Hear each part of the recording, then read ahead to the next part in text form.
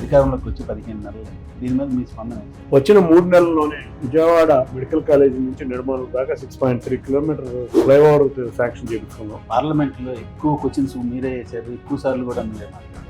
దాని మీద మీ అనుభవం? గత 20 సంవత్సరాల నుంచి విజయవాడ నగరంలో ఒక ఆర్ఓబి కానీ ఆర్ఓబి కానీ రాదు. అది చాలా బాధాకరమైన విషయం. తిరుమూరు కాన్స్టిట్యున్సీకి రైల్వే నేను ఎప్పుడు తీసుకొస్తున్నాను.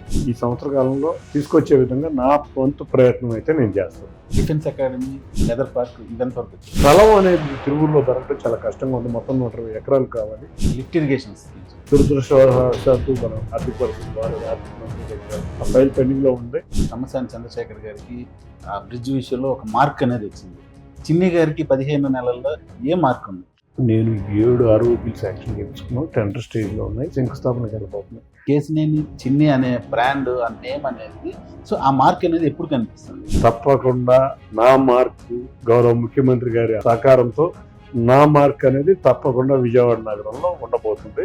ఎంఎస్ఎంఈ అత్యధికంగా సుమారు 10,000 అప్లికేషన్ దాకా అవుతుంది. వాళ్ళకి ఎలా న్యాయం చేయాలి? సిబిల్ స్కోర్ మిస్ అయితే మేము ఇన్ఫరం చేయగలిగింది ఏం లేదు. ఆశలు పెట్టుకోవద్దని వెరీ క్లియర్ గా డే 1 మా వాళ్ళు క్లియర్ గా చెప్తున్నారు. నియోజకవర్గంలో మీకున్న కోఆర్డినేషన్ ఎలా ఉంది? అంటే ఎక్కడికి వెళ్ళినా చిన్ని గారు సింగిల్ గా కొన్ని కార్యక్రమాల్లో కనిపిస్తున్నారు.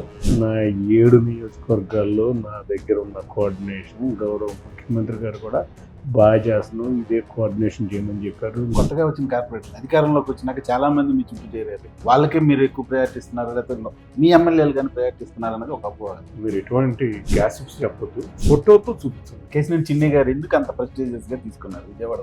విజయవాడ కూడా మైసూర్ లాగా మరొకసారి అభివృద్ధి చెందుతుంది. దసరా ఒక చిన్న తలంపుతో స్టార్ట్ చేశాం. లోకేష్ ఎప్పుడు ముఖ్యమంత్రిని చేస్తున్నారు? చంద్రబాబు నాయుడు గారి తర్వాతే లోకేష్ గారు. ప్రతిపక్ష హోదా కూడా జగన్ మళ్ళీ వైసీపీ కొంత స్వరం గట్టిగా వినిపిస్తుంది. దీన్ని ఏ రకంగా చూస్తారు? పులివెందుల్లో కొన్ని ఓడిపోవడం కాదు, డిపాజిట్ కూడా కోల్పోయడం అంటే పరిస్థితి ఏ విధంగా ఉందో అర్థం చేసుకోవచ్చు.